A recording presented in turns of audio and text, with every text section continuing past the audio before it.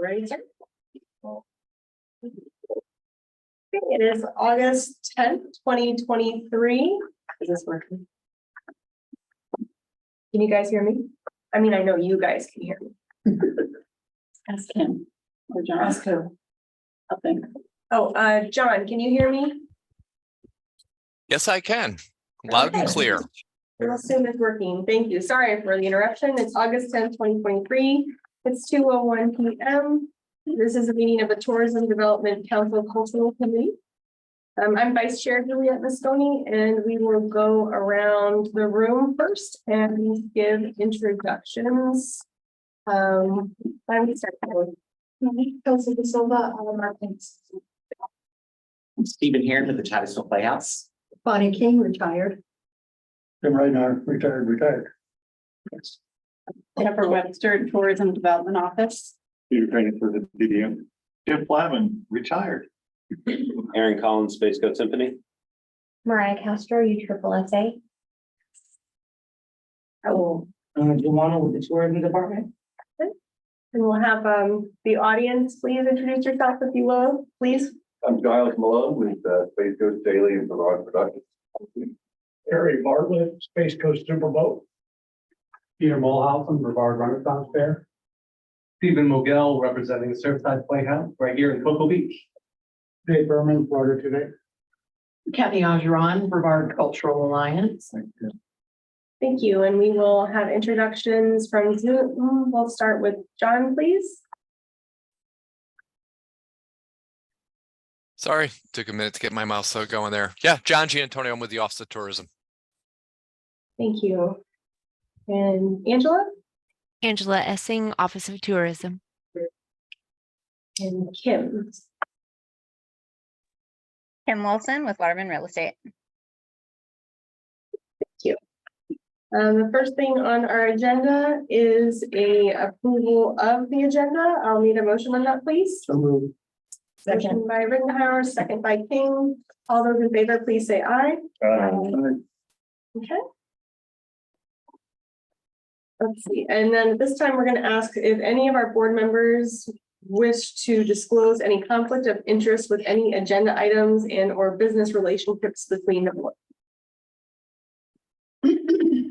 Okay, seeing and hearing none, we'll move on to approval of the cultural committee minutes from July 19th, which are attached to your agenda packet. I'll entertain a motion on that, please. I'll make a motion. Aaron Collins makes a motion to approve the minutes. Aaron will second. Okay, all those in favor, please signify by saying aye. Aye. All opposed? Okay. And then from here, I'll turn it over to you, Deborah. Thank you. So just a little bit of housekeeping. In front of you, you have a manila envelope. Everyone except for Bonnie. You have your 3 score sheets in it that you'll need for scoring and 1 thumb drive. So you don't need them for this meeting today. This afternoon, I'll send you an email that will have the Dropbox links for the application packets. And then these are the score sheets. Thumb drive will be on what? What is the thumb drive? It is something that Thunder on Cocoa Beach has supplied you, and when he does his presentation, he can tell you about what's on it. Oh. And then Bonnie, I printed out your application. Oh, thank you. You're welcome. Well, you requested that. Yeah, I did. Thank you. So we have 3 organizations who applied. And 3 that their applications are together, and they are here today to give you a presentation. You'll notice when you start scoring on the budget worksheets, very similar to the cultural support grant program, the far right-hand column is where the funding is, and then it allocates the 50% in marketing and 50% somewhere else. At this moment, we do not have the attendance, which then is tied to the funding. Next week, I'll be getting that, so I will be resending out that budget worksheet, but all of their financials are correct. It will just be the allocation of the funding amount. Okay, so with that, did you have anything? Okay, with that, we will start the presentations, and first up is project number 1, which is Thunder on Cocoa Beach. I've told the applicants that they have 5, 7-ish moments to present, and then afterwards, as a committee, you can ask. Good afternoon. Thank you very much for having me. My name is Kerry Bartlett. I'm a 20+ year resident of Brevard County. In fact, I live in the same neighborhood as your office here. I'm here to talk about Thunder on Cocoa Beach, actually the 15th Thunder on Cocoa Beach that we've been bringing to Brevard County. If you look at this, in the jump drive, I've taken and added 3 1/2-hour TV specials that are currently airing on CBS Sports all over the world. And you'll find in your packet last year's and some of this year's numbers of who's viewing that, what countries are viewing it, how many times it's being viewed, and so on and so forth. If you get an opportunity, I'd love for you to take a look at it. They all 3 start out similar, but they are 3 different classes of racing that took place here in May. Thunder on Cocoa Beach brings the thrill of powerboat racing to the shores of Florida's Space Coast. My partners and I brought this event to the Space Coast because we have a passion for this area and wanted to bring something very interesting and cool here. This is a free, family-friendly event that takes place over 4 days in Cocoa Beach, Cape Canaveral, and Port Canaveral. The main event, the racing, takes place on Saturday and Sunday. The race course is from Shepherd Park in North Cocoa Beach to Minuteman. It's approximately a 7-mile race course. With smaller events taking place throughout the area leading up to the race. So Thursday night party, Friday night street party, Saturday in the dry pits and testing, racing on Saturday, racing on Sunday, award ceremony in the fort on Sunday evening. We expect to have as many teams as we had for the past couple of years, 60 race teams, 60 boats in their teams, approximately 100,000 spectators over 4 days with an estimated economic impact of $7 million. Is there a clicker? I got it. Okay, one more screen. We have 4 main goals, event goals. One is to bring the world of high performance boating to Florida Space Coast and expose the community as well as travelers to this exciting sport. Number 2 would be impact hotel occupancy. Hotel occupancy in Cocoa Beach typically runs between 60 and 70% at the end of May. Our goal would be to increase the area's occupancy to close to 100 or approximately 100%. Number 3 would be to impact the local economy. In 2021, over a 4-day event period, there were approximately 87,000 attendees, with 42% of those visiting from outside of Brevard County. The estimated impact was estimated at $7.3 million. Number 4 would be to give back to the local community, which we do by partnerships, charity partnerships, and being ecologically minded and working with the Sea Turtle Preservation Society. Slide 5. Please. Why is this important to tourism? Number 1 would be destination awareness. The event name alone places the destination in front of our audiences, generating brand awareness of Cocoa Beach. Thunder on Cocoa Beach global TV coverage in 2022 had an estimated audience of over 2 million people, likely influencing future visits. And increased hotel occupancy. There's no other event like this in Brevard County. Many hoteliers have reportedly seen an increase in occupancy when this event takes place and impact the local economy. We work closely with shop owners, restaurants, hoteliers to note the economic impact this event has had on the area. What would normally be a slower time now has heads in bed, restaurants filled, and local shops being visited. In conclusion, I want to thank you for your support, and if there are any questions, I'd be happy to help. Yes, ma'am. How much is the cost for you to put in it was 75,000 to that company. Is it still 75 or is it raised? or- I believe this year it's 73,000. Oh, okay. That we pay directly to P1. So all of the money that we get from the First Development Council goes to outside marketing for the TV program. Right. Our estimated budget this year is over $280,000 to produce the entire event. Terry, how many beds did you do in May, do you know? How many beds? How many beds in hotel? Well, many of the hoteliers and including Space Coast Daily in 2022 estimated over 100% hotel high. What does that mean? 100% of what? 100% of the hotel rooms were sold out in Cocoa Beach during our race weekend. About 30.6. Okay. The Hotel Association doesn't give us exact numbers on. But you'll see a letter in there from Tom Williamson. Deborah Green has been a tremendous supporter, and I believe all the hotels have seen an increase during our event. You said sports a couple of times. What's the actual cultural contribution to the area? Well, that's a good question. I was. Sorry, it's the culture money, so that's what I'm asking for. Yeah, so we were directed by the Tourist Development Council to apply through the cultural committee. Right. Now, a number of things I could see just personally would be the international influence, again, showing Cocoa Beach as a destination spot. The TV show being viewed in, countless countries all over the world. Bring awareness to our culture, our beach, our surfing, our restaurants, everything. Okay. And I believe the statute does state, doesn't it, Peter, that this is for promotional, cultural promotional activity? And so this is definitely a promotional activity that brings in people, so it fits the criteria under culture as well. And I mean, it just, the way the statute reads, it's just have to be a primary purpose of generating tourism. Right. I mean, it's a pretty broad definition, so this would sort of fit within that. Easier way to go. Yeah. Anything else?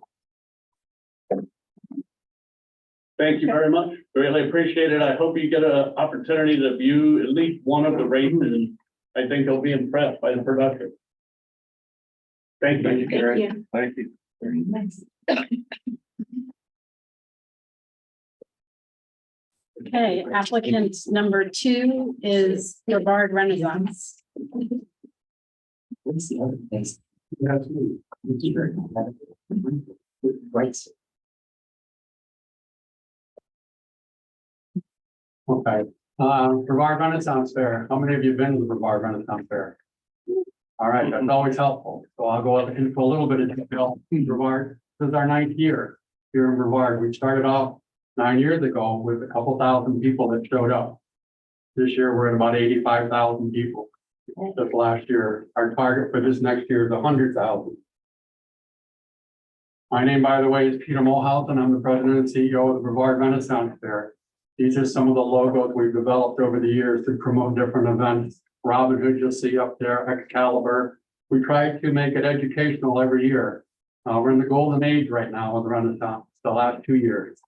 So we target our whole production towards that. So this is our beginning, 2015. This is what it looked like on opening day in 2015, our first year. Our castle didn't get up. We waited around in mud. We had hundreds and hundreds of bales of straw for people to walk on. This in our next year, this is our castle nowadays. And our entrances have changed a lot. We've changed dramatically over the years. We're now a 14-acre site. When we put our show on, we built a village at 14 acres. Some of the facts, this year dates, we've got 12 days that we do it this year. We have 2 important dates. One of them is Education Day, was one that we've been trying to build for the last several years. This last year, we had 1,200 kids for Education Day. Our target this year is 2,000 kids.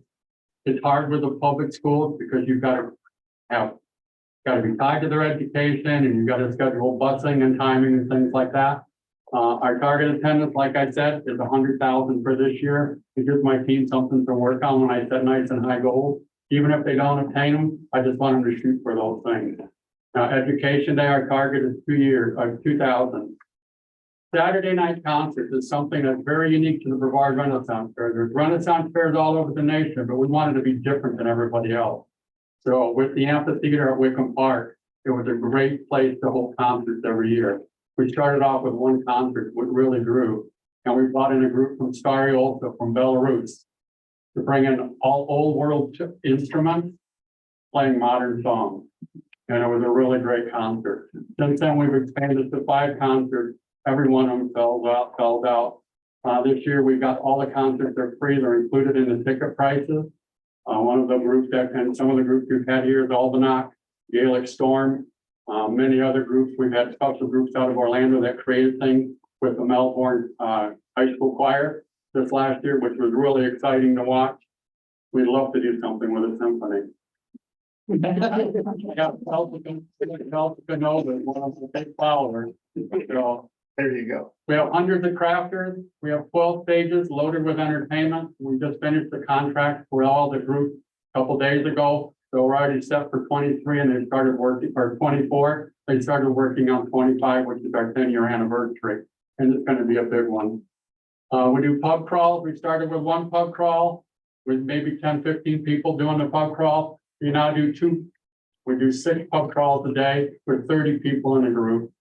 We have an entire kids area nowadays for kids where they can play Robin Hood and they can play with sword fighting and comedians and stage shows and interact and stuff. It's a lot of fun for the kids.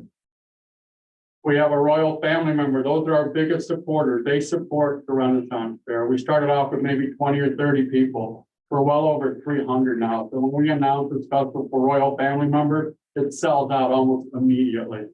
So one of these days when I can get a 5,000 square foot tent out there, we'll maybe increase the size of the group because they get special benefits. Theme weekend. We do 5 theme weekends every weekend. So if somebody comes to the fair, it's not the same thing every weekend. We'll have the same entertainment there or we'll move some in and out. We will have different activities there every weekend, from pirate events to fantasy to Vikings to who's got the biggest beard, who's got the knobbiest knees. Okay, so we try to do that to make it more exciting for everybody, and they can have fun while they're learning, and they don't even realize they're learning while they're having fun. But the economic boost, we have 300 plus people that participate and work at the fair festival, not only as vendors, but individuals that work for us individually at the fair. They stay here for 9 weeks. They spend a lot of money in the community, eating out every day, doing whatever needs to be done. The cultural attraction is a unique blend of history, art, and entertainment, where we attract tourists from around the state. And not only around the state, but around the United States and around the world. We have people flying. When we announced Celtica Nova 3 years ago, we had people flying from Hawaii for the concert that Saturday night, just to come and see Celtica Nova. So that's the attraction that we have, and we work that hard. I've already had people reach out from North Carolina asking if they're going to be there this year, because that's the weekend they want to come. We didn't tell them they're going to be there every weekend, but community engagement, we involve local artisans and small businesses. We work with a lot of local artists and small businesses here to do our marketing, our promotions, to build stuff for us, whatever needs to be done. And we have a positive reputation. Throughout the nation, we are recognized as one of the largest, best tent shows in the United States. And we did this in less than 9 years. Most of the Renaissance fairs have been out there for 25, 30, 40 years. We built this in 9 years. Okay. The objective, obviously, is to publicize the Brevard Renaissance to a diverse audience. And that's our whole goal, is we market heavily to a 2.5 hour radius throughout Florida, because that's within driving distance of the event. And a lot of people, 1 minute, okay. A lot of people will come for just that weekend, and they'll get their hotel room, and they'll spend Friday, Saturday, and Sunday here and head back home. Target audiences, obviously, family, history, art, craft, music, entertainment. Advertising, we do a variety of advertising on all types of different things, all types of mediums. Good. These are some of the pictures so that you can kind of see Sir William here. Our map from our layout for the Renaissance Fair has grown dramatically over the years. And this is the Wicker Man. This has become part of our event, only one of the ones in the United States that does that. And you'll have to look it up. This is one of our Saturday night concerts. It's the whole entire amphitheater back to the top of the hill. We're looking for a bigger place. These are some of the activities from the kids that get a chance to sword fight and some of the local groups at the bottom. And then this is our royal family. And these are two of our concerts that we did, so you can get a chance to look at that. Celtica Nova and Sanctus is a local band out of Orlando that worked with the Melbourne Choir. And then this is one of our sponsors last year. Caltech was one of our sponsors that sponsored the Youth Arena. And then this is our team that puts it on. So this is a couple of 3 years ago. It's gotten so big now, we have to take a huge picture, but that's about it, I believe. And this is the Brevard Renaissance, during the golden age. Thank you. If you have any questions, I'd be more than willing to answer them. Yeah, what's the ticket cost for, We adjust ticket pricing. okay, We use a variety of ways to do that. We start off cheap during the beginning of the year, and the prices increase as we get closer. so to the event. demand gets higher. So what's the average? $20, $20. $20 to $30. Okay. So by show day, it's $30 plus fee. Okay, Do you have any partnerships with hotels in the area, like packages where you can go to the fair and stay in the hotel? We work with Melbourne Suites Inn, all suites. We work with them. We'd love to work with a lot more hotels. We wrote our own ticketing program. We wrote our own software to track every person that hits our website. We know data wise where everybody's come from that bought a ticket online. We track all that stuff and we've got a huge amount of information on that. The only information we don't have, we'd love to somehow hook into hotels and extrapolate that data and then really get some good solid numbers of how many people actually get a room that visited our website and bought a ticket. But if there's hotels out there that would love to work with us, yeah, we have a person that handles all of that. It's my understanding that there's some questions about the usage of Wickham Park and there may be some restrictions as to the use of that park. Can you speak to that and share Yeah, with the committee what's going on? And then also I know you're looking at other space for yourselves. Can you just talk about that in general? We would love to expand to 8 weeks. That's a good run for a big time Renaissance fair. It does about 250,000 visitors. We would love to expand to that. Wickham Park, while it has great ambience, has some drawbacks to that. Parking is a huge drawback. The size is good, camping and parking. We will stick at the 5 weeks for right now, which is all we can do, the 12 days, and they've drawn the line in the sand that that's as far as we could expand. We have been looking diligently for land, couple of 300 acres, because we want to become one of the national, our goal is to be nationally recognized as some of the other big fairs, the Texas Renaissance Fair, Minnesota, some of the big ones throughout the nation. And we know that demand is there. And so we've been looking for land throughout Brevard to find that locale. So the restrictions they're going to be putting on Wickham Park, that won't affect your 2024, right? It won't affect 2024 unless they told us we could do exactly as we are, unless they change things on us. that does happen. We have backup plans in case that happens. Wow. So How many acres would you need for? we would like to build a 60-acre site Wow. for just a show.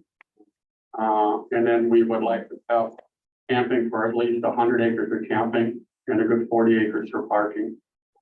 Okay. You have to remember the large shows in Texas, Minnesota, Massachusetts, New York, Maryland, North Carolina, Colorado, Pittsburgh. They do about 250,000 visitors in 8 weeks. Mhm. How many acres do they use? This varies. Sherwood Forest in Texas has about 150 acres. TRF, which is the biggest in the nation, does about 500,000 to 750,000 visitors. They're a huge site, and that's what we want to compete with. I don't do the small stuff. I go for the big stuff. But the potential is there, and all those snowbirds that come down here, they're all Renaissance fair lovers. They all come from states that have huge Renaissance fairs, so they're familiar with them. And so they know the entertainment that's here, that we bring down from there. They come and visit the show. And that's the reason we would look for a different location and a different site. we know we're impacting Lincoln Park. So, Well, thank you. thank you. Thank you.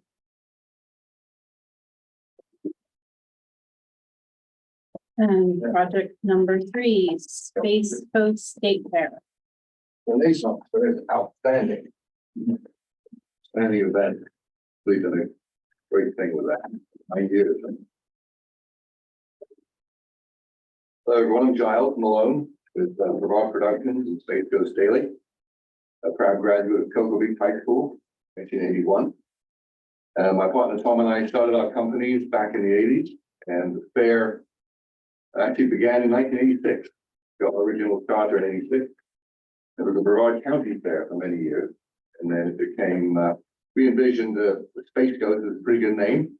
Some other people that came up with that. We changed the name in 1996 to the Space Coast State Fair. And we felt it was more exciting sounding than the county fair.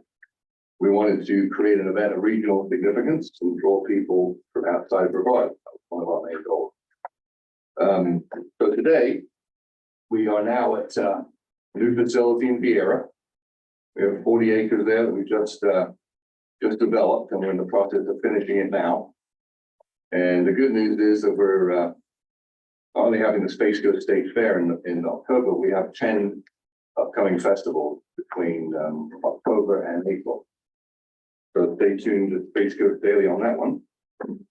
So the Space Coast State Fair is a tradition, 37th year this year. And, we get repeat customers every year. We see them coming through the gate and they won't miss the fair. Fairs and festivals and outdoor events, as you know, become sort of meeting points in the community. There's not too many places where you can meet your friends and neighbors, like you're in the neighborhood, of course, but your people from high school. You go out to the fair and you walk down the midway and you see 3 people you haven't seen all year. So it's an important thing. We think that these meeting points bring people together and allow them to have fun. We've been through a heck of a time, 3 years, but we kept the fair going. And people really appreciate it, and we manage that kind of situation. It has been a tough couple of years, obviously. So we view that the Space Coast State Fair is an important part of Brevard County's culture, in a sense, because of its nature of its fun rides. And when you come into the fair, you pay $10 at the gate, and you can see 9 different shows on the inside. I'll show you some of those in just a moment. So it's a really fun, affordable family event. It's important to note that many people bring small children to the event without cell phones. So we can't track those, but there's thousands of those kids out there every year. So if you could just change to the next one, please. So Brevard Productions, our company, and we've been producing events for 35 years here.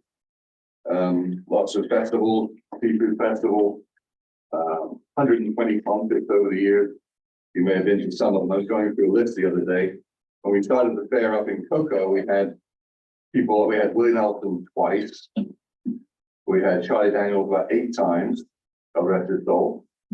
Willie Nelson was obviously a big hit. I think we have him coming back in February, by the way. Stevie Ray Vaughan, God rest his soul. Best guitarist I've ever seen, amazing. Boingo Boingo, Mario Speedwagon, Stick, Pete Trick. Joe Walsh was here 1 year. Beach Boys, 4 times. Loads of Molly Hatchet concerts, 2 major mentions. Southern Rockers, very popular here, but 120 concerts over the years. So we're looking to bring more concerts back to the fair. That will be, really nice opportunities for people to see acts they don't normally see here without getting outside. Like you go to the King Center, which is we go inside.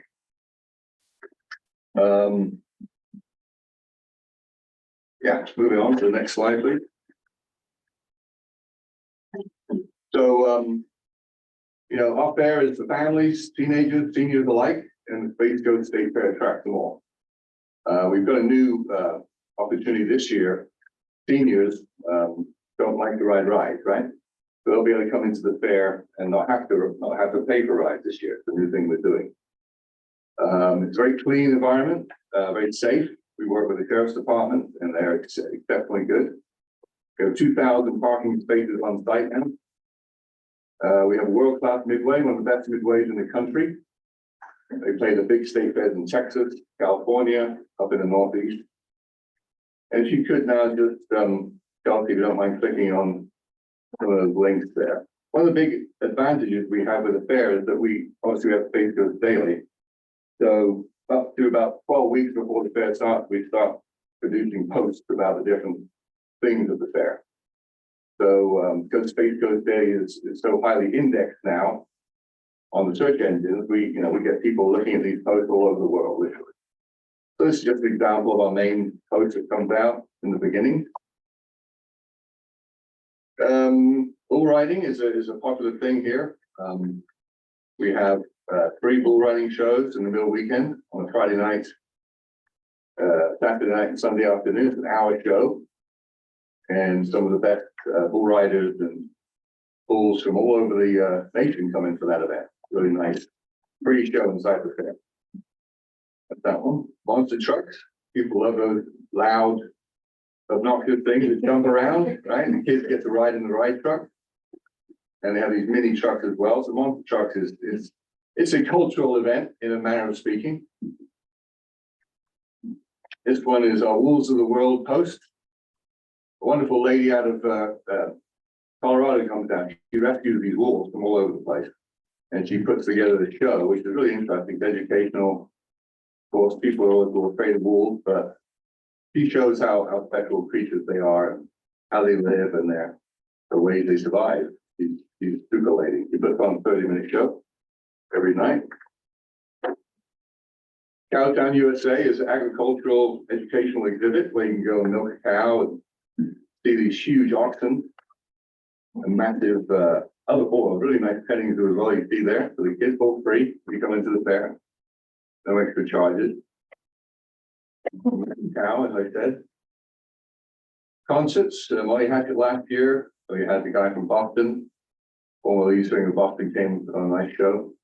It's all free inside the fair once you pay your $10.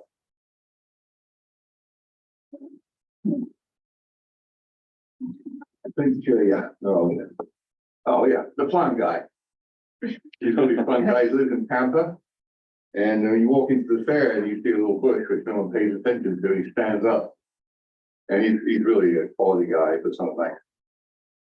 Nice show.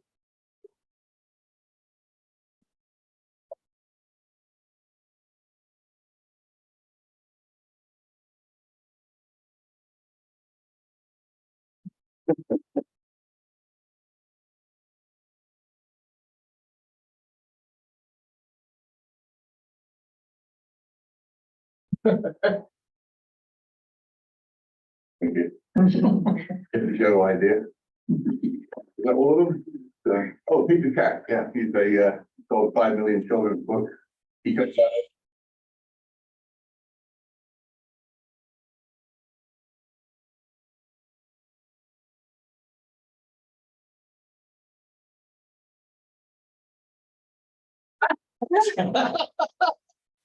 Yeah, the same. How you doing?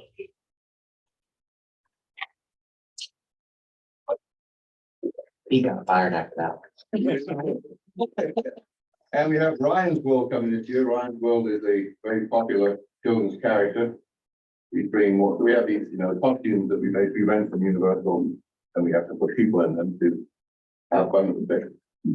So we got 3 characters this year. So we view the fair as one of the benefits for Brevard County.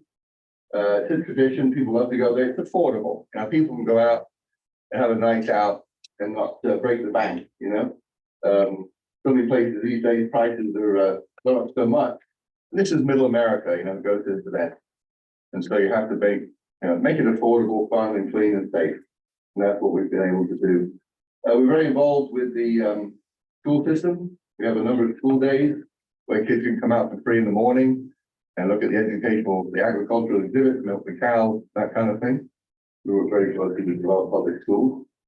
We have several church days where we'll have 4,000 people out on the last Sunday from all area churches. It's a very inexpensive day. We discount the price down for them. We have a special day every year where we bring senior citizens out from the nursing homes. You can just click on that one. It's really nice. So, Space Coast Area Transit provides the transportation. And end up bringing out the seniors, and a lot of these people are locked in all year. They don't get out, literally. So they look forward to it. And we have seniors from the local high school come out, and each senior from high school takes a senior citizen. They flip them around and they see all the shows at the fair for free in the morning, and they have lunch under our big tent.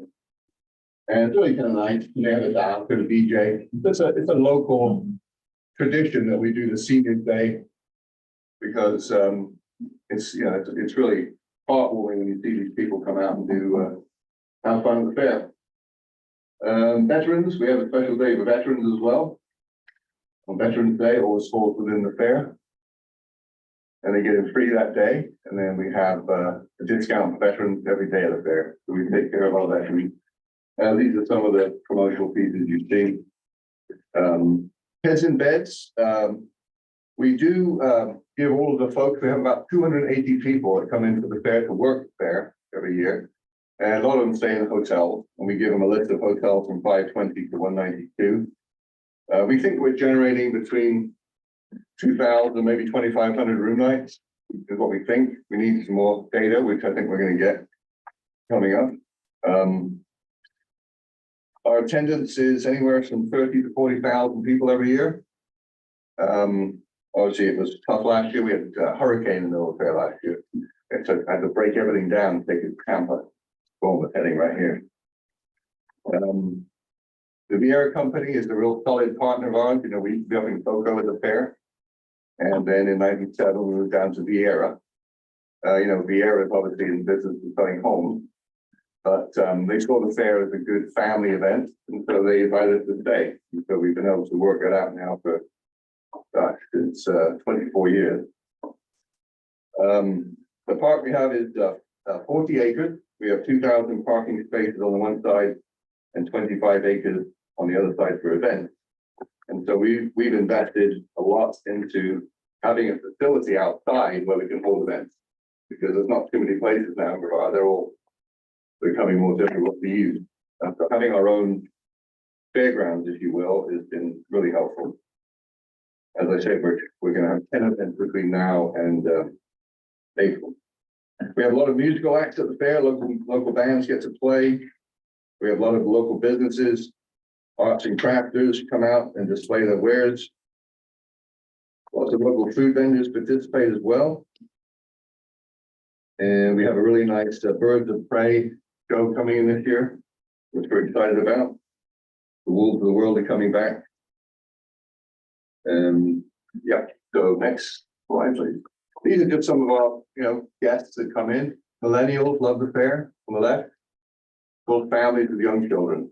And our Midway company is very, very good about getting toys to people. They're not tight on the toys. All that tight. So the 37th annual fair will be October 27th and 12th in Vieira. And just a lot of photographers come out and take pictures every year. That was one of them from Don Martin. He's a really talented local photographer. Go and click on that last link there, Carnival Eats one. Carnival Eats is a nationwide television show. We go around to carnivals all across the country, the big ones, the big fairs, and they came out to us. We're excited about it.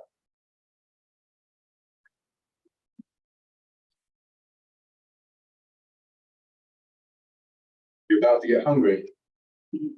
Usually you're gonna start flowing.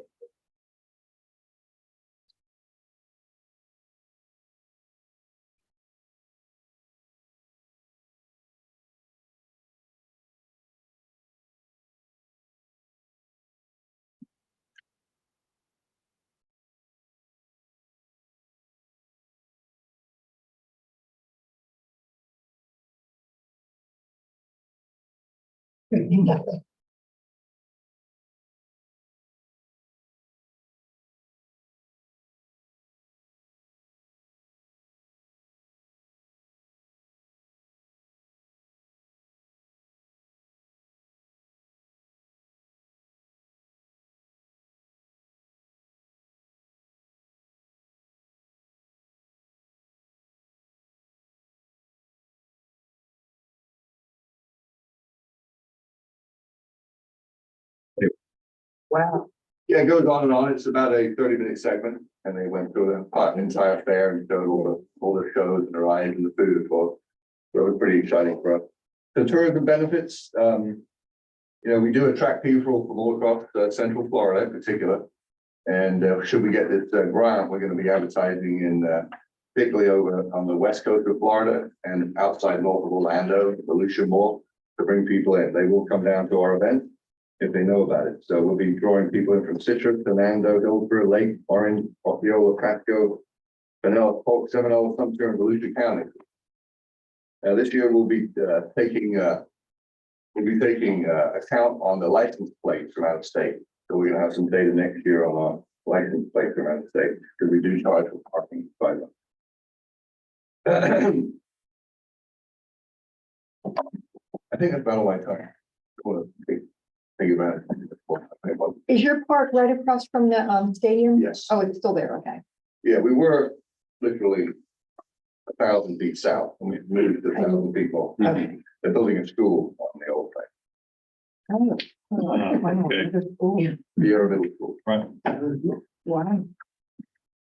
And just so the committee knows, we're working on trying to pull data, but because last year was the hurricane, we're having to kind of go back to 21, so that's taking us a little longer.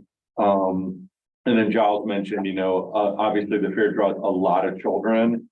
So our cellular device pool only looks at people that have phones. So if they're, kids and they don't have phones, they don't get counted. So, that's something the committee just may want to take into consideration, and hopefully, we'll look for some data from Giles as well to give us from his side. So try to give you guys the best numbers we can. Yeah, we will, this money, if we get this grant, we're gonna put it right into advertising. What we do with it. Multiply that money for us and the account. So that's what we use it for. Are the guidelines in there? Thank you. Thank you. Thank you. Thank you. Thank you. Okay. Moving right along with our agenda, we're gonna ask if Kathy could give us a Brevard Cultural Alliance update.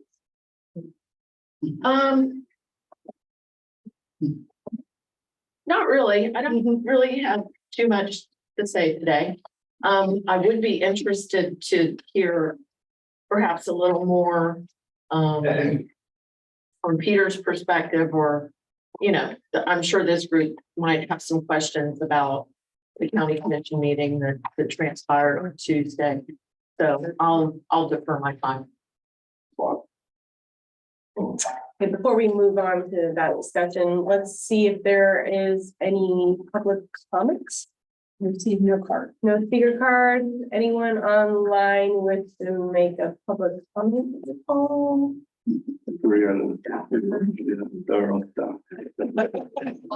Except for Tim, who's part of the committee, but he's not here. John had something he wanted to say. He doesn't get us. He doesn't get us. Yes, I want to say I have nothing to say. No, I did. All right, well then, let's just start it, because we got to talk about this, So at the county commission meeting, it's my understanding that they voted to move 1.4 million out of the cultural committee into marketing. Now, is that a true statement? Is that what they did, Peter? Yeah, so I'm still waiting for the clerk's office to send me the final, sort of assessment, but what I gleaned from being there were three things. One was there was a recommendation to move what we have as carry forward. So that's money that's kind of rolled over from year to year, as well as all of the funding that was in the cultural support grant program, which that was 530,000. So it comes out to about 1.4 million, a little bit more together with those two things. From cultural to marketing, and I'll talk in a second what their intent for that money is in a minute. The second act they did was they denied all 25 grants. So that was part of the motion, and that I believe will be confirmed in the in the memo from the clerk. And then the third was direction that the money be spent on a combination to be determined in the future. As they get more reports from staff on what is needed in the way of lifeguards, but to pay for marketing of the fact that we have beaches with lifeguards, and then paying for the lifeguards themselves, possibly new stands, new equipment, whatever's necessary for that. So we don't know what that is. We don't know how much that is. We don't have a detail yet. So I think that's going to be at a future meeting. But those are the three actions that I pulled out. Okay, so then your cash carry forward plus the 530, that leaves additional money in there. Yeah, correct? so potentially we would still have funding for BCA, which the BCA contract was a separate discussion item, and that was deferred till the 22nd. So that'll be coming up on the 22nd. And then the major event grant, obviously, we're here listening.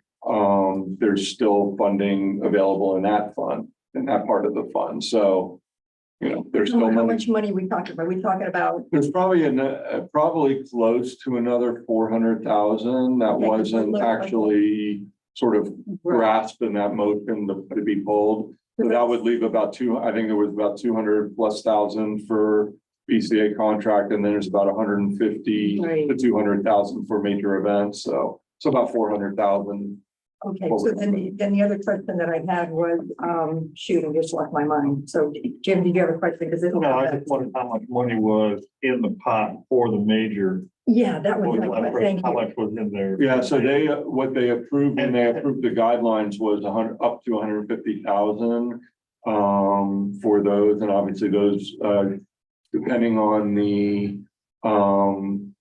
number of attendees, you know, that determines what they're able to glean. So I will tell you, Thunder, if their numbers match what they have in the past, they'd be eligible for up to 75,000. However, if you remember, the guidelines say it's 20% of their budget or 75, whichever is left.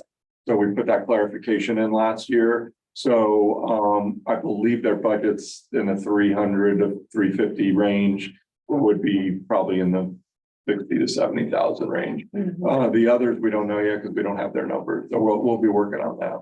So my other question, when we did the guidelines, I thought the money was more than 150,000 when we did the guidelines. Did we approve 150,000 in the guidelines? I don't believe I'm not sure if the guidelines specify that. That was just what we brought, you know, to the TDC and the board. So, you know, based on what was needed last year.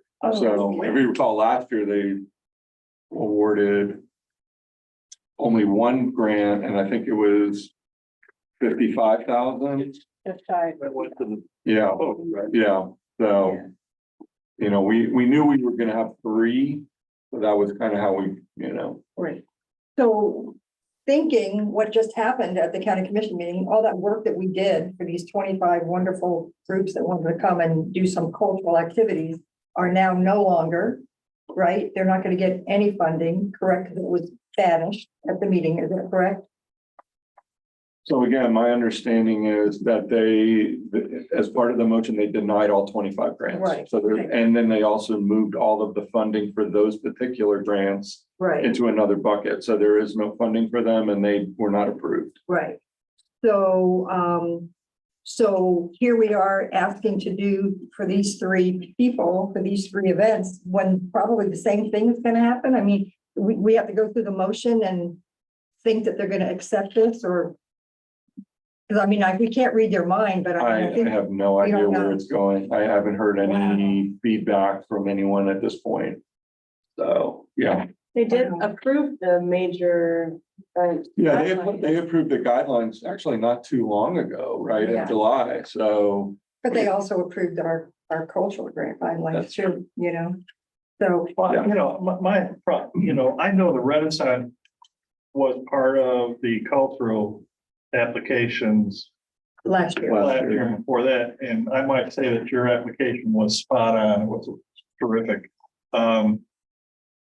So, you know, and the state fair, it's been around forever and everything. The boat seems like it would be moved over maybe to sports if it doesn't stay in this, you know, if whatever the county committee says, there's no money gonna be in the cultural committee for anybody anymore, then couldn't Carrie's group go over to sports? I don't know where the other two would go, you know, so.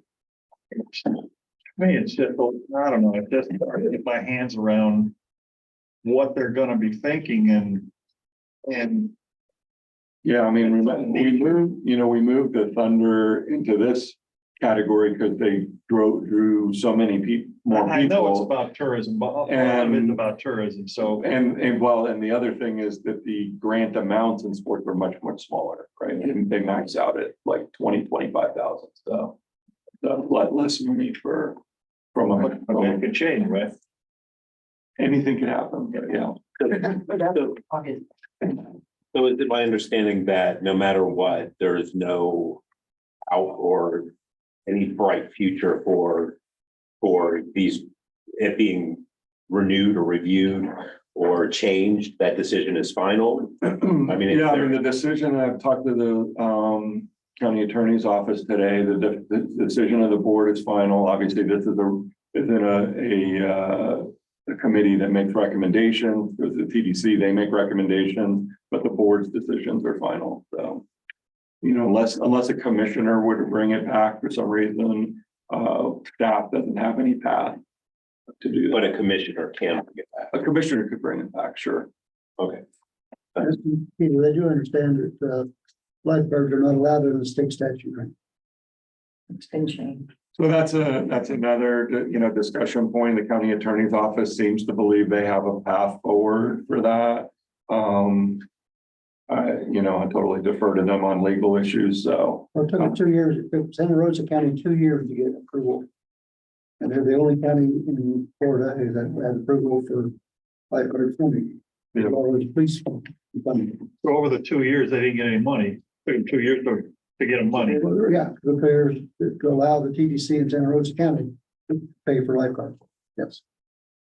I believe the county attorney is gonna bring back a report on their findings to the county commission. That was what was stated at the meeting, so I'm Right. sure they'll be reviewing. So that'd be my understanding, and he's asked for a attorney general opinion. I don't know if he has or not, if he's reached out to them or not. Morris is running the show, so. It He would have does. been nice if he was here, it would have been nice to have him here just to say what the voters voted back in 1986, that culture gets a certain percentage of the money from the tourist tax. And then they don't even ask the voters to vote on moving the money around. The county commission just changes an ordinance by ordinance. They say, well, we're going to move money. And, it just seems so unfair to the people who voted, who said, we want cultural activities, we want promotion of these activities. And then the county commission can just take it away by a quote ordinance, but they don't go back to the people who voted on it. So I don't understand, is that right? Doesn't have a vote. It's like now, it doesn't have a vote. I mean, that's my, it's just so sad to see that these groups that offer so much to our, to our community, and it gives them something to do on weekends and people, what to do, then we just take that away. So. Well, anyway. David Moore said, and then Peter won't agree with my opinion, but there's enough money in marketing that we could do that without impacting culture, in my opinion. And that's the part that I don't understand. Why are we wiping out culture? In one fell swoop last night, the county commission said, we don't care about culture and we don't care about business development because Heritage getting money either. Crazy. We've worked all these years to get businesses to come here and develop. We worked all these years to keep culture alive because businesses want culture for their people. And now in one fell swoop last night, they killed it all. Killed 15 years of hard work by a lot of people. It's shameful. It is shameful. Especially two of the guys, but two of the commissioners that voted that way were put there not to vote that way. And we were told during many interviews, they wouldn't vote that way. Now they are. Not right.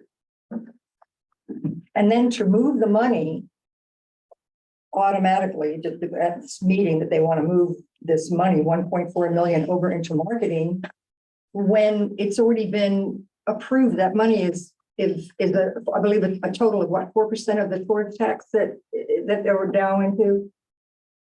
I think it's 4%. It's 10% of the first two pennies, which comes out to about 4%. Right. Of the total. Right, so now 4%, we're gonna totally disregard that ordinance, and now we have a new ordinance. So whatever Yeah, I that mean, to be 400, clear, they didn't technically They did- change I know. the ordinance. that's what I'm saying. They didn't It's- vote to change the ordinance, they just. They just said, voted let's to just move it. money. Yeah. I know, and I just wanna know what that, Uh, legally, you need to get an attorney to. Yeah, so the county attorneys, his rationale for that was that in the ordinance, it states up to 10%. So it's not a hard and fast requirement that it's funded at the full amount. So that was how he gave them the latitude to shift those funds. So we know we know going forward what is gonna happen with the groups that requested and put applications in for money, so what does that mean for this committee? That comes down to judging 2 or 3, major events is Well, that what the- we don't know that yet. We won't know that till 22nd. When they, or the next time, when they get together to vote for what we Well, what I'm do. saying, we already know, Jim, it's gonna be down to just major, Well, I think they'll kill that too. and How it's could been you, nice. how could you hurt a little person in a filter and allow some I don't big disagree. organization to come in and? We know No. why they did it. We're all skirting around them, why they did it. It was We one know- specific group Correct. that they did not care for. And that was the one reason they did it. They did it so they wouldn't have to discuss their bigotry. I mean, it's plain and simple. So, just my understanding, nothing. No, you're absolutely right. I'm just playing, but there is nothing that we can Found its do way out, or not that can discussing change, that can make it. it. There's no ins, outs, or that will save the program. Well, we made our recommendation as an advisory committee to the TDC, who is also an advisory committee, who made their recommendation to the board, and the board made their decision, so. We.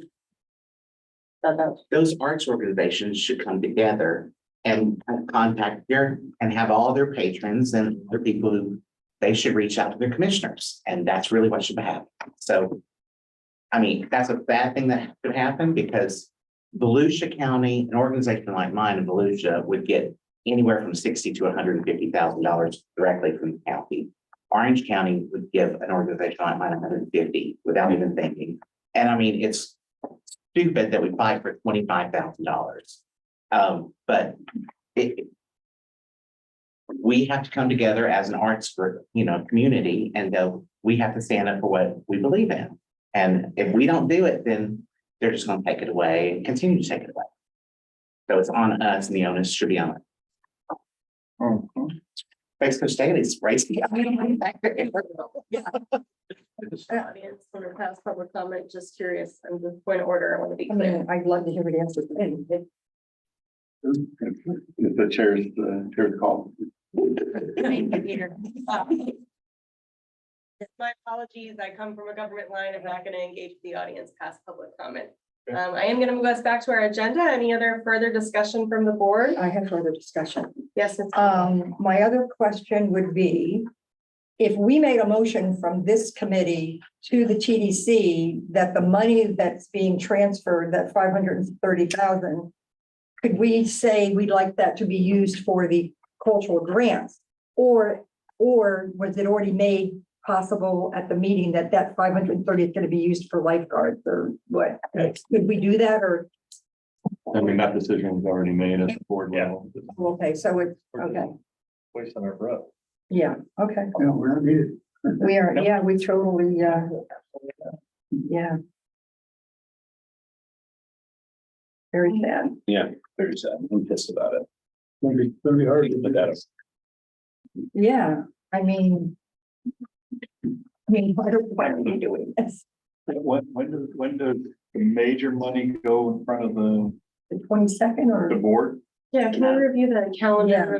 Because I gotta agree with you. I'm not gonna do this until I know what the board's feeling is, you know, I mean, if they're gonna, Yeah, I mean, we did spend hours, like hours reviewing all these applications, you know, and hours and hours. the three presenters, you know, they're expecting, you know, well, they just presented, hopefully they're gonna get some money, but I let's be think the realistic BCA that we should wait. on the 22nd, is that right? Yes, the BCA, right. I think we Yes, should I think wait you're right. before we. Yeah, I don't know that we're gonna get any clarification from the board on major events until we were to bring that to the TDC and then ultimately to the. And we don't board. even act till September. It's- That's right. Yeah. Oh. So right now, where we are is you'll be getting the application links today for these applications and you can begin scoring. And then the score sheets are due back to me on September 11th. And then we are back here on September 13th. It's a Thursday for the review, rankings and recommendation. Then it will go to the September 27th TDC meeting. And then it goes on to the October. It'd be 10th, October, yeah. Board of County Commission meeting. Oh, I have one more question. I think it's interesting because if we go September 27th, and they probably won't approve it, but what I find interesting is that your event is in October, which means that you're probably already advertising in August and September. So I don't know what your plan is for money, you know what I mean? So anyway, What's a reimbursement It's anyway? reimbursement, so, you know, you're- yeah, I know, but he may not front and do all that he advertising he Without wanted to knowing do that. because of that, without Yeah. knowing, yeah, so. Wow, okay. Okay, any other discussion from the community? Lively meeting, thanks for letting me chair. Yeah. Yeah. You know, she set you out. Sarah Young usually calls for a motion to adjourn. We need a motion to adjourn. Public comment? Oh, we already did public comment. I'm sorry. We did? Yes. If we adjourn the meeting, once we adjourn the meeting, go ahead and adjourn the meeting, and then I'd love to hear what you have to say. So, Me too for German. yeah. Okay, we have a motion for adjournment. 10 seconds. Second. Thank you. All those in favor say aye. Aye. Meeting is concluded. Thank you. But John, what were you gonna say?